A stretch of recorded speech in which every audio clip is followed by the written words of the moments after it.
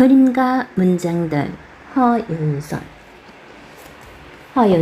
10년차 피처 에디터 집 옆에 도서관이 있는 운 좋은 아이였다. 몸이 약해 술래잡기를 하는 것보다 책으로 보는 세상이 더 재미있었다. 대학 시절에서는 서가를 하나하나 옮겨다니며 서가의 책을 모조리 읽곤 했다. 글이라는 건 아주 특별한 사람만 쓰는 것이라고 믿었기에 글 쓰는 삶은 생각지도 못했다. 하지만 패션 잡지의 피처 에디터라는 직업을 갖게 되었다. 바앤다이니, 맨즈 헬서, 누메로 코리아를 거쳐 현재 얼루어 코리아 피처 디렉터로 있다.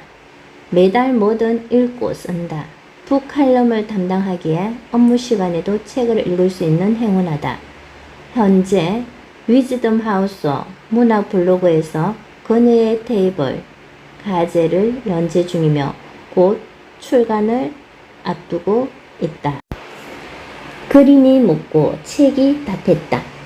그림을 보면 그 그림이 실제로 있는 곳을 힘줘 눈에 새기곤 했다.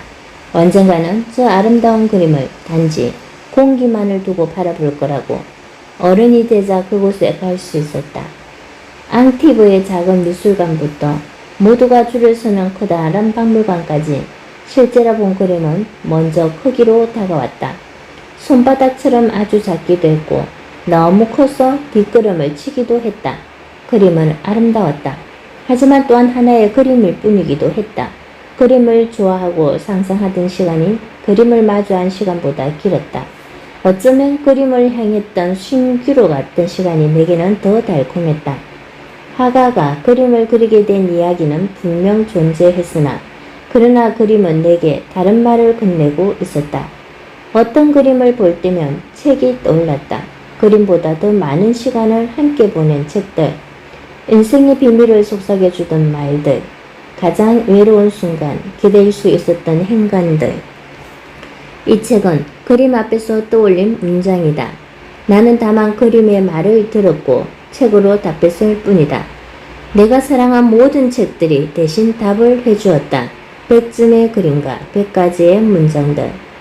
크리스마스 아침을 맞은 아이들의 흥겨운 모습에선 트루먼 카포트의 단편이 떠올랐고 아주 붉게 타오르는 꽃그림에 쓰는 마르그리트 듀라스의 고백이 수줍은 연인들의 모습 뒤에는 몇 분이나 의미를 고민했던 포토 스트라우스의 문장이 들렸다. 당신에게 말을 거는 그림, 그 그림이 하는 말에 귀 기울여 보기를, 그리고 꼭 한 번은 그 그림과 마주하는 행운이 당신에게 있길. 그때까지 우리에게는 그림을 그리워할 시간이 필요하고 책을 읽을 시간이 필요하다. 만약 이 책을 읽으며 그 문장의 앞과 뒤가 궁금해져서 책을 집어든 사람이 있다면 이렇게 말 걸고 싶다. 그 책 참 좋지 않냐고. 허윤선. 이 책 보는 법. 이 책은 다양한 시대와 분류를 아우르는 아름답고도 위로를 주는 그림들과 책 속 문장들의 만남으로 이루어져 있습니다. 그림과 어울리는 문장은 그림 정보와 문장의 출처와 함께 해당 그림의 뒷면에 적혀 있습니다. 먼저 그림을 보며 감상하고 그림이 하는 이야기에 귀 기울여 본 뒤 페이지를 넘겨보세요. 이 책은 한 장씩 뜯을 수 있도록 특수 제작되었습니다. 원하는 페이지를 책 안쪽의 철치선을 따라 뜯으면 손쉽게 뜯을 수 있습니다. 마음에 닿는 그림과 문장이 있는 페이지를 뜯어 눈길이 자주 닿는 곳에 두거나 여백에 메시지를 적어 소중한 사람에게 떼어보세요. 뜯지 않고 온전한 상태로 소정하는 것 역시 이 책을 읽는 여러분에게 맡깁니다. 인명이나 진행의 표기는 외래어 포기법에 따르되 일부 관용적으로 굳어진 말은 관례를 따랐습니다. 영문, 작품명은 영어로 통일하였습니다. 문장이 들어있는 책 정보는 책 뒤쪽의 문장들의 출처에서 확인할 수 있습니다. 이 책에 사용된 작품 가운데 저작권자를 찾지 못한 일부 작품에 대해서는 확인이 되는 대로 정식 절차를 받겠습니다. 찬란한 순간.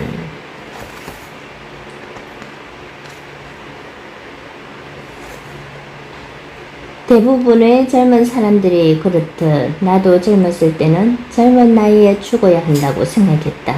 내 안에 너무나 많은 질문, 너무나 많은 시작이 있었으므로 끝이란 것은 좀처럼 가늠이 안 되는 것이었고 또 아름답게만 생각되었다. 서서히 몰락해가는 것은 나에게 어울리지 않았다. 그것은 정확히 알고 있었다.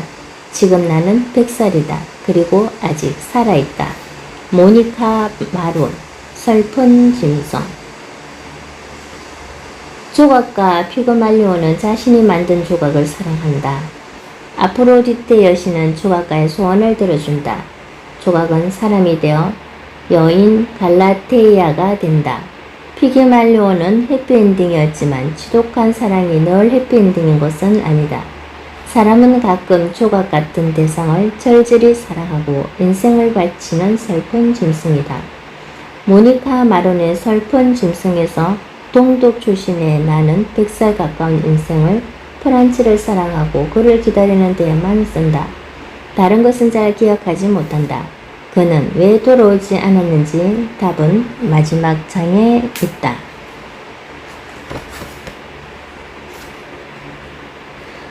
만일 오늘이 내 수학의 날이라면 어느 잊어버린 겨절에 나는 씨를 뿌려야 할 것인가?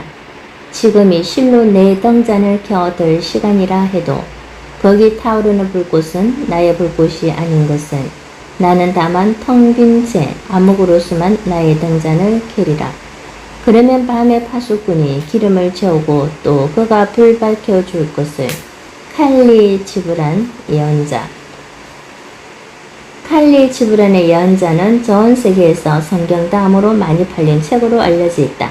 아직도 사람들이 이 책을 읽는지 모르지만 여전히 서점에서는 출판사가 다른 여러 권의 예언자를 찾을 수 있다. 칼리 지브란의 이 자문들은 더없이 깊고 고요하게 스스로와의 대화를 꺼낸다. 가슴속에는 미처 말하지 못한 것이 너무 많고 더욱 깊은 비밀은 스스로도 말할 수 없으므로 침대맡에 두고 한 구절씩 읽으면 좋은 꿈을 꿀 것만 같다. 음악은 말이 말할 수 없는 것을 말하기 위해 그저 거기 있는 거라네. 그런 의미에서 음악은 반드시 인간의 것이라고 할 수 없지. 음악이 왕을 위한 것이 아님을 알았는가. 파스칼 키나르, 세상의 모든 아침. 내게 세상의 모든 아침은 책보다 영화가 먼저였다. 어린 시절이었지만 보아킨, 비올라, 다감바의 선율과 예술가의 왕관, 철학, 저는 풍경, 마지막 장면의 쓸쓸함이 오래 기억에 남았다. 몇 해 전 문학과 지성사에서 파스칼 키나르의 이 작품을 출간했다. 키나르는 실존 인물인 생트 콜롬보에 대한 몇 개의 일화를 모티브로 삼아 음악에 대한 가장 아름다운 책을 남겼다. 아우구스트 마케가 바흐에 대한 사랑과 존경을 그림으로 남겼듯이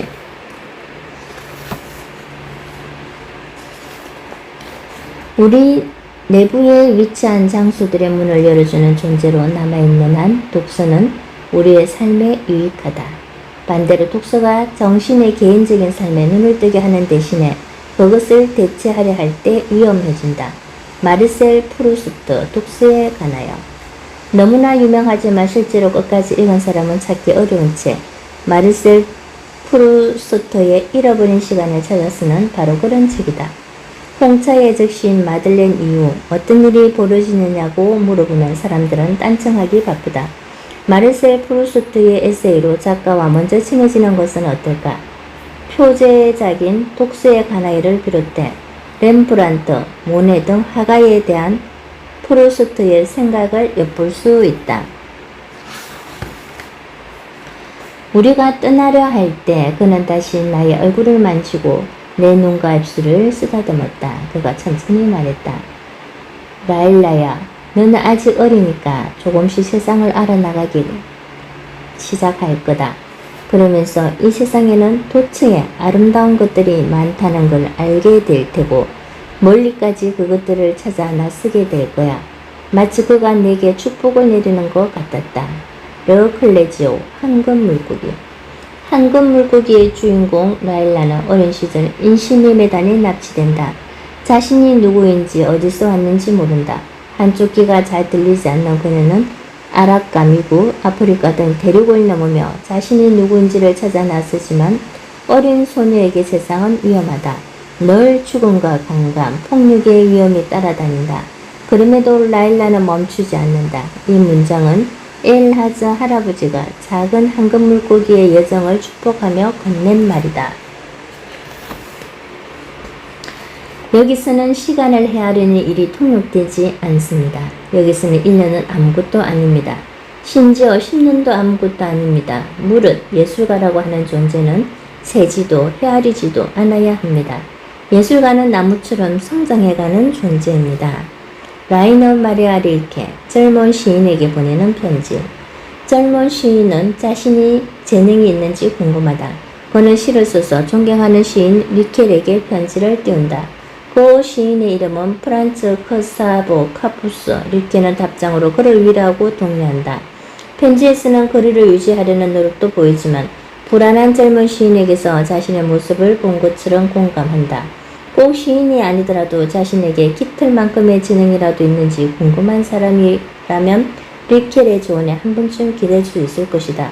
프란츠 크사보 카푸스는 자신의 이름을 떨친 위대한 시인은 되지 못한 것 같지만 문학상에 영원히 젊은 시인으로 남게 되었다. 루시는 당황했다. 다시 한번 마음속에 새로운 생각이 일어나는 게 느껴졌지만 그것이 자신을 어디로 끌고 갈지는 알 수 없었다. 베데커 여행 안내서가 없다면 저희와 동행하시지요. 아들이 말했다. 포스터 전망 좋은 방. E.M. 포스터의 아름다운 작품 중에서 꼭 한 권을 꺼내야 한다면 전망 좋은 방을 외면하기 어려울 것 같다. 이 작품이 포스터 최고의 작품은 아니지만 사람들이 가장 사랑하는 작품이 아닐까 한다. 보수적인 시대의 여행, 폐로, 가슴으로 느껴지는 낯선 공기, 그곳에서 만난 청춘의 가슴, 우리도 한 번쯤 느껴본 신기루 같던 시간들. 진보와 사합이 없는 거리는 적막하다. 몰려왔다 끌려나가는 파도가 바닷물 속에 박힌 통조림 공장 기둥에 부딪히는 소리도 들을 수 있다. 위대한 평화의 시간이자 버려진 시간이며 짧은 휴식의 시기다. 존 스타인백, 통조림 공장 골목. 캐너리로라는 말 그대로 통조림 공장이 있는 골목에는 여느 도시가 그렇듯 다양한 사람들이 모여든다. 때는 제2차 세계대전 이후 전쟁은 끝났지만 삶은 녹록하지 않다. 검주령과 경제공황 등 당시 사회상을 반영한 이 작품은 존 스타인백의 고향 마을을 배경으로 했다고 한다. 에덴의 동쪽, 분노의 포도 등의 대표작과 달리 시종 일간 유머를 잃지 않고 등장인물에게 다정한 시선이 느껴지는 건 그것 때문인지도 모르겠다. 시노리니라는 이름의 이 이탈리아 화가는 에든버러를 여행하며 이 그림을 남겼다. 리스는 스코틀랜드의 한 마을이다. 우리는 우리가 언제 그리고 어디서 그 타인을 만났는지 그가 그날 우리에게 어떤 인상을 주었는지 기억하지 못할 때가 있다. 반대로 문학은 우리를 첫눈에 매료시킨다. 프랑수아즈 사강, 고통과 한의의 순간들. 프랑수아즈 사강은 자기 멋대로 살았다. 20대에 발표한 슬픔이여 안녕으로 부와 명예를 얻었고 문당과 대중의 사랑을 동시에 받았지만 죽을 때까지 코카인, 도박, 카레이싱 등 위험한 취미를 놓지 않았다. 막대한 인쇄 수입의 대부분을 도박과 사치에 사용했다. 그녀의 마지막 작품이자 에세이인 고통과 한의의 순간들에는 재판정에서 나는 나를 파괴할 권리가 있다는 말로 스스로를 변호한 그녀의 당황스러울 만큼 당당한 인생관이 잘 드러나 있다. 마지막 순간까지 그녀의 인생은 그녀 자신만의 것이었다. 난 미친 사람들을 만나고 싶지 않아. 앨리스가 말했다. 하지만 그건 어쩔 수 없어. 여기 있는 우리는 모두 미쳤거든. 나도 미쳤고 너도 미쳐서 고양이가 말했다. 내가 미치는지 어떻게 알아?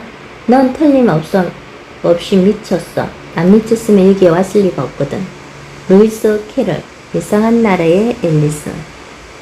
이상한 나라의 앨리스는 이상한 암호와 상징으로 가득하다. 아직도 앨리스의 세계를 전부 이해하긴 어렵다.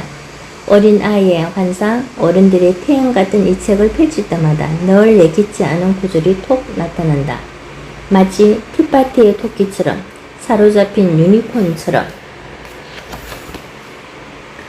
그 순간 나는 내게 소유물이 없음을, 모든 관계에서 자유로움을, 두려움과 시기심과 악의가 없음을 기뻐했다. 나는 아무것도 소유하지 않고 후회도 없고 바라는 것도 없으므로 한 가지 꿈에서 또 다른 꿈으로 조용히 건너갈 수 있었다. 헨리 밀러, 그리스 기행. 헨리 밀러는 푸키의 기선으로 20세기 문인과 독자에게 폭탄을 던진다. 그는 한 명의 소설가를 넘어 표현의 자유를 수호한 영웅이 되었다. 그리스 기행은 친구와 함께 9개월 동안 그리스에서 머물며 여행한 기록이다. 그리스의 오래된 유적과 바다는 이 작가를 완전히 사로잡는다. 가장 좋은 건 우리 역시 헨리 밀러가 본 그 풍경을 여전히 볼 수 있다는 것이다. 이처럼 우리 영혼 속에는 지상에 존재하는 것들을 압도하는 무엇인가가 있다. 대부분의 경우 그것은 마음 깊은 곳에 잠들어 있다. 그러나 기억 저편으로 사라진 것들이 다시금 떠올라 마음이 어지러워지면 그것은 긴 잠에서 깨어나 마음속에 떠들던 수많은 풍경을 한데 모은 뒤 우리 삶의 일부로 만든다. 그런 연유로 우리는 세상 사무들을 모두 다르게 보는 것이다. 피데리코 가르시아 로르카, 인상과 풍경. 피데리코 가르시아 로르카는 시인으로도 유명하다. 인상과 풍경은 그가 남긴 유일한 산문집으로 스페인 남부지방의 여러 수도원과 마을을 오가며 남긴 기행문이기도 하다. 인상과 풍경에서는 끊임없이 해가 뜨고 진다. 매일 같던 풍경이지만 인상은 어느 것도 같지 않다. 허영과 오만은 다른 것이지만 두 말은 종종 비슷한 뜻으로 사용되곤 해. 사람은 허영심이 없어도 오만할 수 있지. 오만은 우리가 우리 자신을 어떻게 생각하느냐와 더 연관이 있고, 허영은 다른 사람이 우리를 어떻게 생각해 주었으면 하는 것과 연관이 있어. 제인 오스틴, 오만과 편견. 이 책을 펴던 당신도 안에 제인 오스틴의 구절이 하나쯤은 들어있을 거라고 예상했을 것이다. 그래서 제인 오스틴의 책은 한 권도 넣지 않으려고 했다. 하지만 이 그림을 보고 어떻게 다른 문장을 떠올릴까? 이 그림의 제목 역시 허영이다. 허영에 사로잡아먹히지만 않는다며 허영은 인간의 위대한 동력이다. 그녀는 여전히 너무나 아름답고 예뻤다. 하지만 그녀는 마르고 모든 것이 창백해 보였다. 마치 긴 병을 앓고 난 사람 같았다.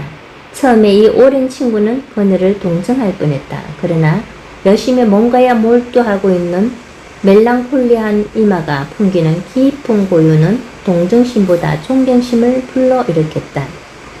조르주 상더, 폴린니. 조르주 상더는 과거에는 중요한 문인이었다. 하지만 요즘 상대의 책을 읽는 사람은 드물다.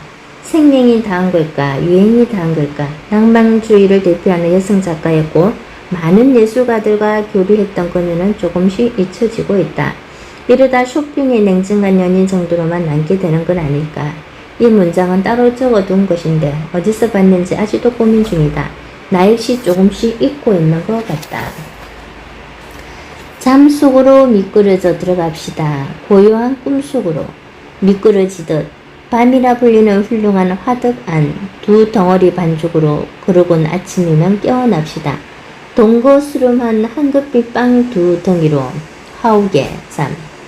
노르웨이를 대표하는 시인 울라브 하우게의 세계는 아름답고 서정적이며 삶에 소박한 진실이 가득하다.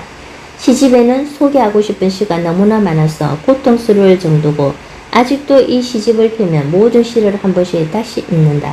우리나라에 유일하게 발표된 시집 내게 진실의 전부를 주지 마세요는 시인 탄생 100주년을 기념한 것이다. 기차를 타고 육로로 베네치아역에 들어오는 것은 뒷문으로 궁전에 들어가는 것과 같다고 생각했다.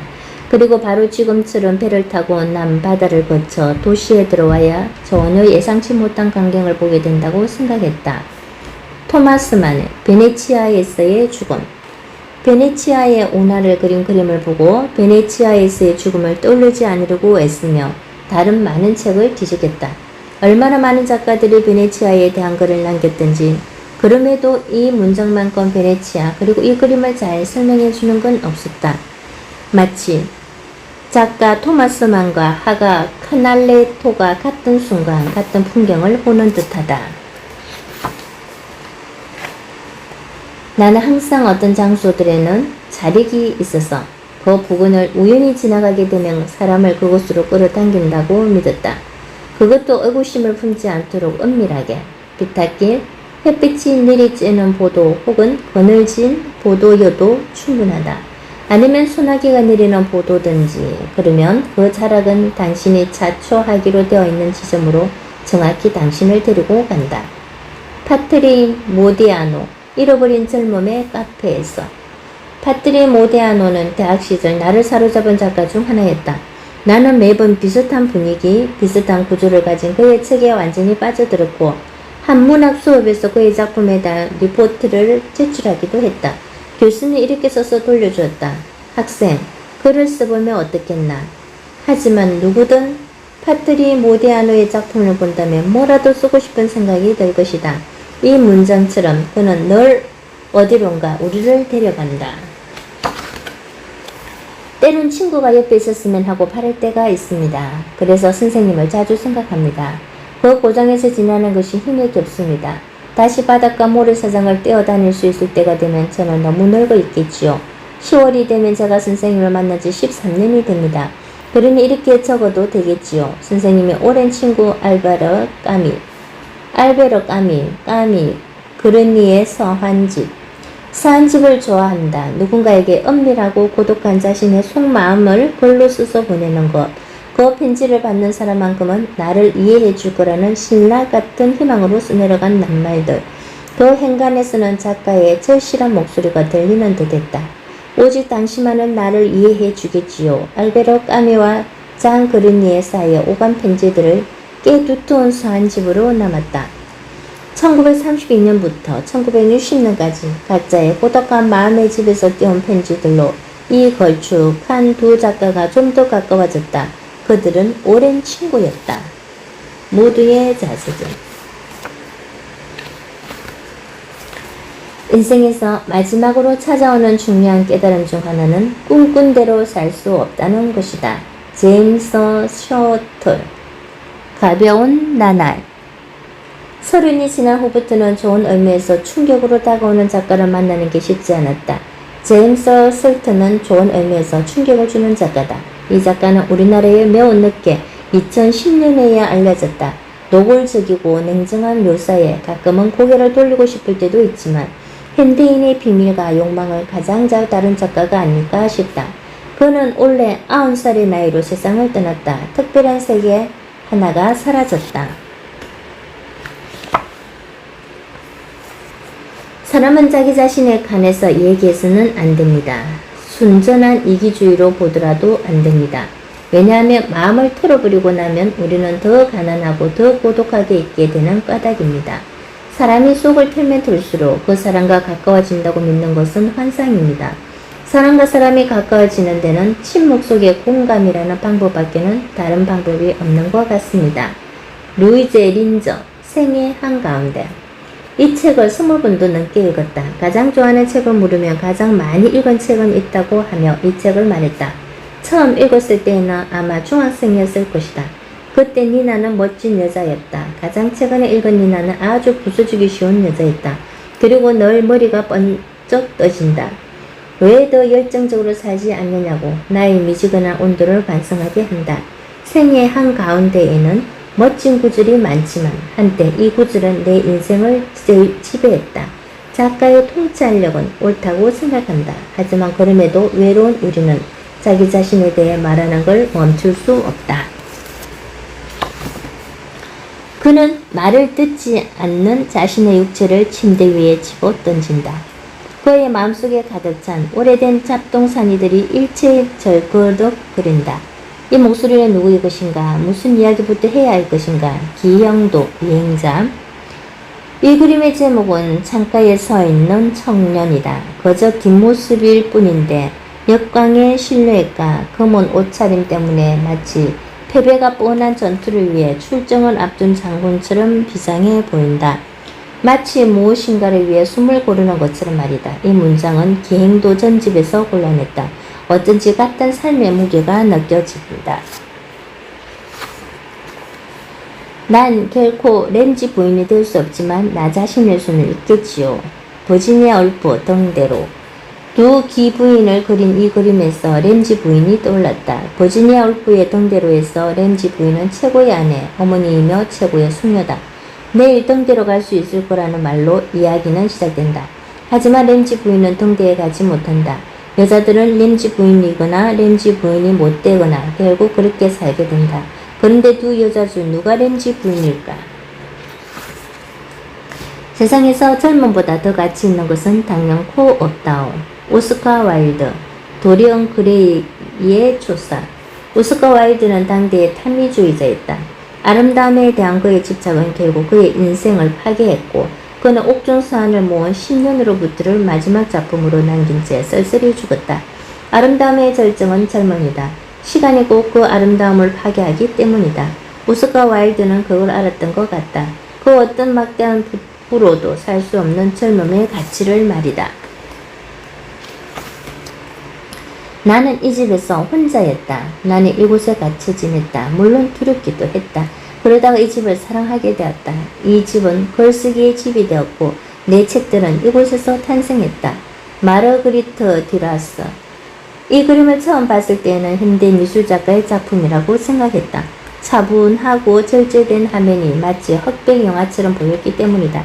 그러나 이 작품을 그린 빌헤름 헤메르세이는 1864년에 태어나 1916년에 세상을 떠난 한 세기 이전의 작가다. 그는 여인의 뒷모습을 주로 그렸는데 모델은 그의 아내 이다였고 작품 속의 공간 역시 실제로 살던 집이라고 한다.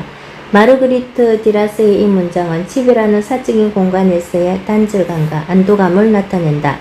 고독이 지은 공간, 외로울지 모른다. 그러나 그곳만큼 쉴 수 있는 곳은 어디에도 없다. 나는 쿠리티우스가 깊은 신문 속으로 뛰어든 것처럼 이 여행에 뛰어들었다. 비록 몇 개월 전부터 이 여행에 대한 강한 열망이 내 마음속에 자리 잡고 있기는 했지만 내가 원했다기보다는 오히려 거역할 수 없는 어떤 운명에 의한 불가피한 것이 아닌가 생각된다. 내 인생의 모든 주요 사건들이 그랬던 것처럼 말이다. 앙드레지드, 콩고 여행. 앙드레지드는 생애를 통틀어 아프리카를 12여 번 여행했다. 7번째 여행은 책과 재산을 팔고 정부에서 도움을 받아 떠난 콩고 여행이었다. 이미 모로코, 튀니지 등을 다녀온 후였지만 이 여행은 특별했다. 여행에서 프랑스 식민 지하의 아프리카 원주민의 실상을 목도하게 된 앙드레지드는 돌아와 식민지의 실상을 고발한다. 단 한 번 위험한 관계를 맺은 것이 이렇게 큰 불행을 초래하는 걸까요? 그 누가 전율하지 않을 수 있겠습니까? 조금만 더 깊이 생각했더라면 아무리 엄청난 불행이라도 모두 피할 수 있었을 텐데. 페르 쇼데르로 드라크로 위험한 관계. 여러분 영화화된 더 라쿨로의 위험한 관계. 여러 버전의 영화를 본 사람도 원작을 읽은 사람은 많지 않다. 처음부터 마지막 장까지 모두 편지 형식으로만 되어 있는 서간체 소설이다. 편지 형식을 빌린 은근함 속에 가려진 이야기가 대단히 흥미롭다. 유혹으로 시작해서 트루벨 부인의 진실한 사랑을 알게 된 주인공 발명자작은 결투 끝에 죽는다. 메르테유 부인과 나눈 편지가 부인의 추악한 내면을 폭로한다. 주변 인물인 볼랑주 부인의 편지에서 문장은 모두 유혹자들과 유혹당하는 자에 대한 경고다. 그러나 볼랑주 부인 역시 딸 세실을 지키지 못했고 세실은 스스로 수녀가 된다. 당신의 외투는 좀 낡았군요. 하지만 누가 그런 걸 상관이나 하나요? 그 때문에 당신이 저녁 식사에 초대받지 못하거나 하는 일은 결코 없을 거예요. 하지만 제가 초라하게 입었다면 아무도 저를 초대하지 않았을 거예요. 여자가 초대를 받는 데는 인간성만큼이나 옷차림이 중요하니까요. 옷은 벽음이자 기본 바탕인 셈이죠. 물론 옷차림이 성공을 보장하는 건 아니지만 상당 부분을 차지하거든요. 누가 추리하게 입은 여자를 좋아하겠어요. 여자들은 최후의 순간까지 언제나 예쁘고 멋지게 차려입으라는 요구를 받지요. 만약 자기 스스로 품위를 유지할 능력이 없으면 반드시 누군가와 제휴해야 하고요. 이디스 워튼, 기쁨의 집. 이디스 워튼은 내가 가장 좋아하는 작가 중 하나다. 그녀는 여성으로서의 딜레마를 지극히 건조한 시선으로 포착하고 묘사한다. 뉴욕 사교계를 세밀하게 그린 그녀의 작품 순수의 시대와 기쁨의 집은 그 시대의 풍속을 증명하는 동시에 여성으로서의 딜레마를 보여준다. 기쁨의 집의 주인공 릴리 바트는 자의식과 의지를 가졌다는 점에서 현대 여성의 시작을 알리고 있지만 그 지방의 관습에서 적극적으로 벗어나려 하지도 않는다. 이디스 워튼과 릴리 바트가 사는 세상은 그렇다. 그 뒤에도 죽음은 계속해서 아이들이 두 눈을 지그시 눌려버렸다.